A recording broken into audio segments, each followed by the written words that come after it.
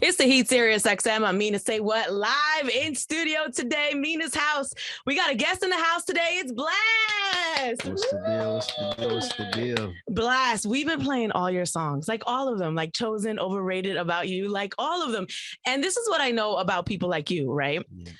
You have probably been working for a very long time because it is very unlikely that you drop a hit song, Chosen, followed up by another hit song, followed up by another hit song so consecutively. So what that tells me is that you are very well developed in your craft and you've probably been doing this for a long time. Can you tell me about your journey getting to this point? For sure. Yeah, I started music, fresh out of high school, and I've just been planting the seeds and watering the seeds, just honing in on my craft. I learned how to produce early on, and that's pretty much how I wanted to enter the game as a producer as well as an artist. So, yeah, I'm hands-on with everything. So how long would you say, like, you've been working, like 10, 15 years? Yeah, I'd say like 10 years right before anybody really knew who I was on a major platform. I love that because we live in the TikTok age, right? So anybody can have a hit song. And that's how I knew that you have been working on your craft. Because it's not like you got the one hit song and you're one hit wonder. And now we're like, where's Blxst? When's the next record coming? It's like you came with a follow-up. You came with a follow-up. So I knew that you had put some time in. How would you describe that time?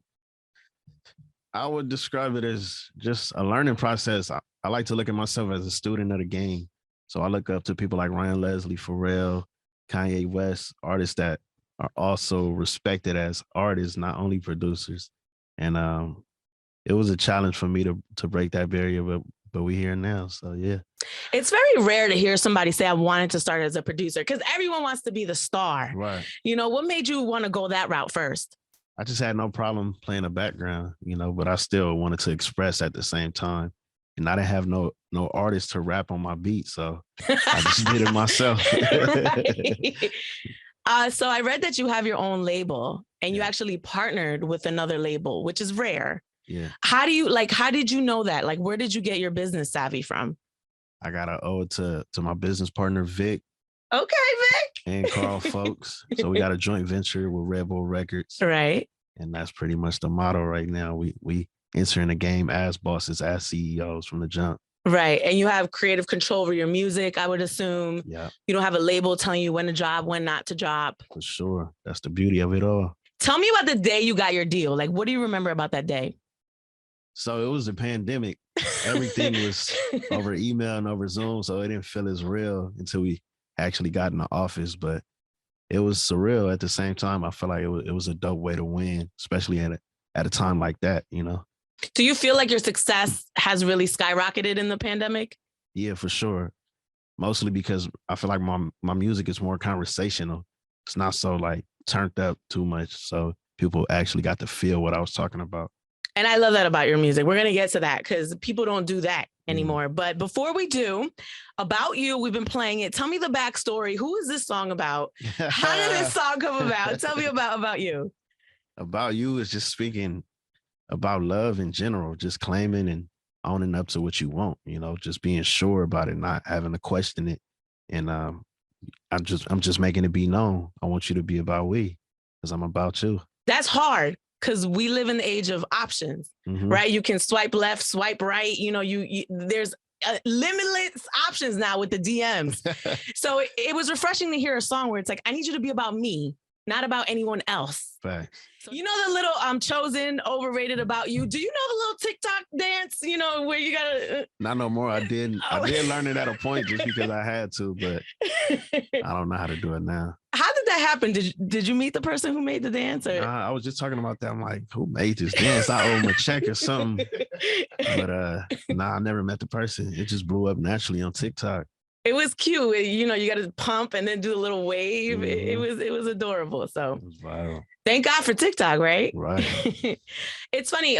Your sound, we were talking about this a little bit, but your sound is not really like anything that I hear right now. And we're in a very like trendy business, right? When something sounds cool, everybody starts doing it. Like when T-Pain started doing auto-tune, first they were like, we don't like auto-tune. But now everyone's doing auto-tune. How do you stay authentic to your music in this industry where literally people are just copying one another? I think ultimately what I do is just do what feels natural to me. It don't feel like I'm forcing when I do music, you know, and I try to stick to my roots as far as being from the West Coast, still having that bounce, but the subject matter is really what just anybody can't duplicate because it's true stories that I'm speaking about. And you know, I just use my chords to spice up that gangster vibe. You know what I'm saying? So every song is about something you've experienced? For sure, absolutely. Do you ever get someone call you up like, yo, why you put me in this song? Not yet, not just yet. Is it coming? I feel like it is. I'm getting more personal as we go, so you never know. Is it hard to kind of peel back the layers? It is, especially when you have to do things like this and like elaborate on what you meant by certain songs. Usually I just leave it in the music and hope that's the end all be all, but it's more to it than just that, you know? Yeah. And you know us, we're gonna dig. Right. Right. That's one thing y'all gonna do. We're not gonna take the answer. I'm gonna be like, So we were talking, you know, a lot of male artists now, especially making R&B songs, they don't just make R&B songs. Like we have our R&B legends like Chris Brown making like rap songs and stuff like that. And you're literally putting out R&B songs. Is that a conscious choice or is that just kind of the flavor that you have right now? I think that's just, the vibe that I'm on right now, you know.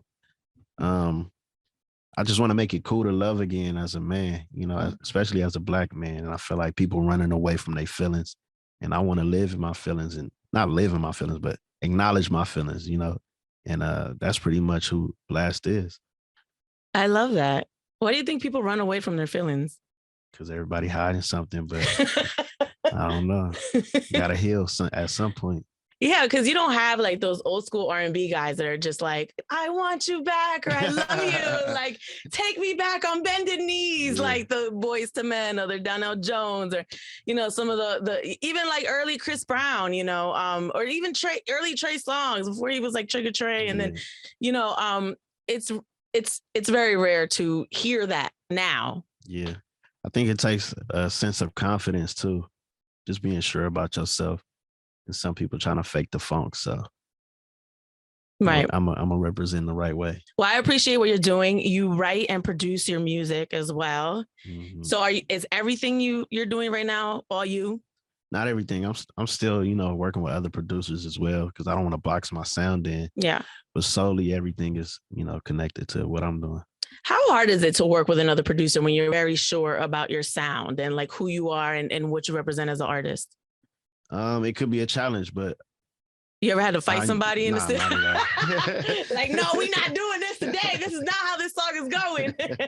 I just got to make sure that they really rock with me. You know, I can't just work with anybody. It got to be a genuine chemistry. So that's what I look out for. Right.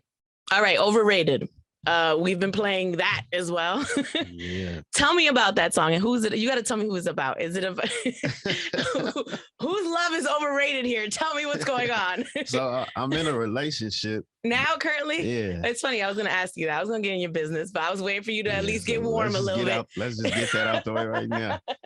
But I would say subconsciously, I speak on my relationship. You know, and sometimes it could be other experiences that I may have experienced in the past, but it ultimately speaks to all relationships. Just give me loyalty because love is overrated. Like that's just my version of how I want to be loved. Loyalty is a version of love for me. So I'm gonna just leave it at that. What sign are you? I'm a Virgo. You're a Virgo. Okay. Because it's funny, when I heard this song, it really hit home because that's what love means to me too, right? Like you're loyal, you're honest. But people aren't loyal and honest. Yeah. You know, they try to do shady, sneaky things. And that kind of like, that goes against it, like having respect for someone or having respect for the love that you have for someone. So I was really, I really liked that song when I heard it. I'm glad you do. Yeah. I'm glad you do. So you're in a relationship. Tell me about your relationship. How long have you been in a relationship? So yeah, I got a whole family. I got a son. Yeah, I have a son. He's 4 years old. And yeah, I've been in a relationship for about 7 years now. What? Wow. And you're young too. You're in your 20s. Yeah. So how do you sustain a relationship in your 20s? I can't even like for that long and being in the music industry. I think that's the extra part of it, right? It's a challenge. I'm still learning, you know. I'm young, so of course I make mistakes and even she make mistakes, but we I think we just made a commitment, like we gonna ride through this relationship, ups and downs. That's cute. Y'all gonna get married? You never know. Am I gonna hear about it in a song? Yeah. Do you get in trouble when you make a song and she knows it's not about her? Like, this ain't about me. Who's this about? Nah, she don't get that deep with it. Okay. But she do be on stuff, but not to the point where we argue about it. Right. Because that would be me. I'd be like, who's this song about? Like, remember when Ari was talking about Moneybag Yo and she's like, I don't have purple hair or whatever. He was like, this ain't about you. I like that. So you're putting your experiences in the music. What are you working on right now? Because I know, you've put out a couple of mixtapes. You're doing your thing. Yeah. What's the future plan right now? So I got a full-length project coming April 22nd, actually. Yes. So I'm looking forward to that release. It's like a follow-up for No Love Lost. Right. Yeah. And what are we gonna hear on this upcoming album? Just a continuation, even from the visual side. Like, we continued the story as far as the 4-part video series that I did for my last project. We bringing that aesthetic for this project as well. So outside of the audio, you can get a visual experience with it. Right. But it's just a update on what I've been going through. This time around, I had to make an album while traveling, which was new to me and which was a challenge in itself. So you'll hear a lot of growth on this project. Did you do it on your phone? How did you do that?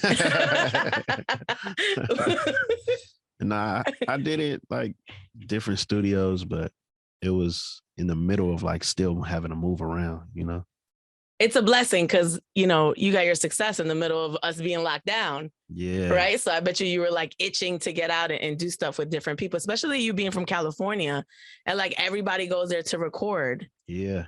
It's a lot. It's a lot of motivation though, like seeing how different parts of the world respond to your music. Because I never expected to, sell out twice in New York. So that made me want to go hard. You popping, man. Look, I don't know if anybody told you, but you popping. What's like the city that has shown you the most love? Off top, I'm going to say London. Really? Yeah. It was a shocker. 2 sold out nights in London too. Word for word, they was screaming at the top of their lungs. Yeah. Was that the moment you're like, wow, because this is international at this point, Right. That's when it became real for sure. Wow. Man, God bless. That's incredible. Thank you. Who has helped you get to this point? My Eagle team. I'm going to have to salute everybody from Eagle. My family, my son. I try to pull motivation from anybody that I'm involved with, Right. What's the ultimate goal for you? Because I don't see you just doing music. Ultimate goal? Like I said, just transitioning to the CEO that I want to be as well. Putting other people in position that got dreams from my city as well, Okay, the dream.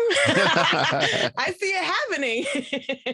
All right, so I love this Peru remix. Tell me about it. I just love the song, and you just really added some sauce to it. Man, they just reached out randomly out of nowhere. I guess they wanted to make like a West Coast remix. I know 21 Savage on there as well, so they reached out to the A and to the West Coast, but it was love. I had met him when he came to LA after I did the record. He had brought me out, let me rock out. So I'm just glad to be on a record like that because it was already big before I even touched it. Mm-hmm. And they rock with the remix, so that was dope. I just performed it at the Brooklyn Nets game too.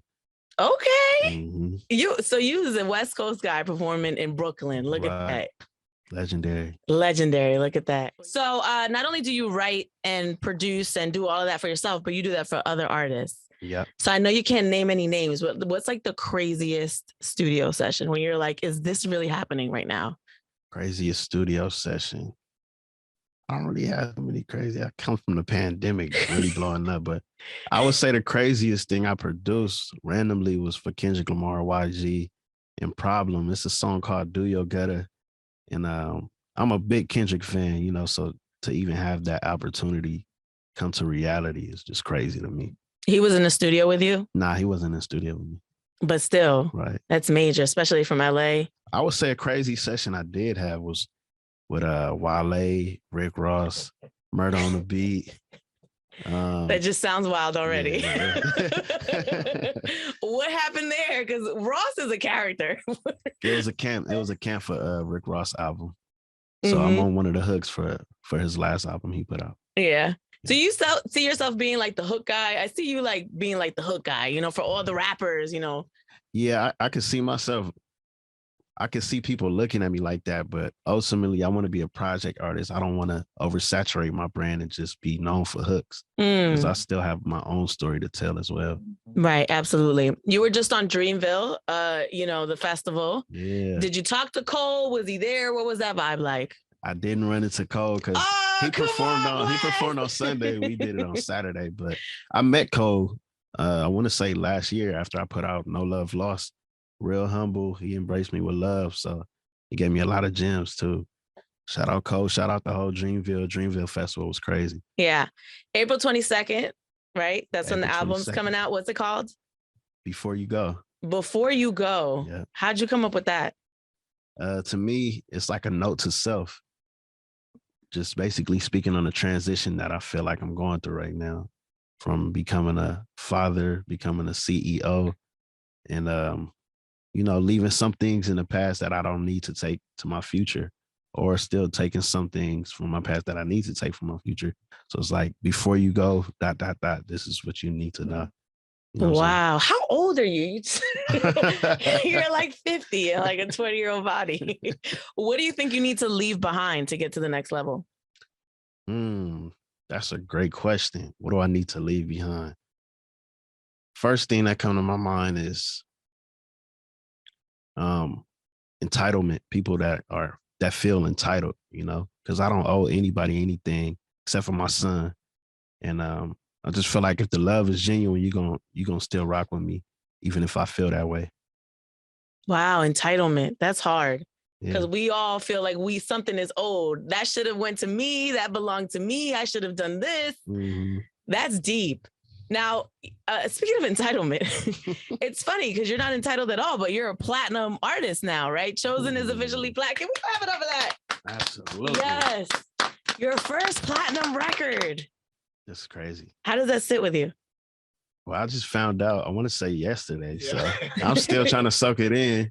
I've been moving around a lot, so I haven't really had a chance to celebrate that moment, but that's huge. That's like a dream come true. I feel like you're not celebrating. I'm gonna need you to celebrate your moments. Yeah. You're not celebrating, right? Not as much as I should be, because we had a crazy year, and I think it's about that time we just celebrate. Yeah, you need to honor these moments, you know? So, well, congratulations, Blxst. Thank you. Before you go, not I, you. Before you go, you want to say anything to your fans? Shout out to everybody that got me to this position. Everybody on the East Coast, West Coast, in Europe, the UK. New music on the way. Yeah, we still going. Still got a lot to prove. Before You Go, April 22nd. Blxst, thank you so much for coming through. You. It's Mina SayWhat. You're on the Heat, SiriusXM.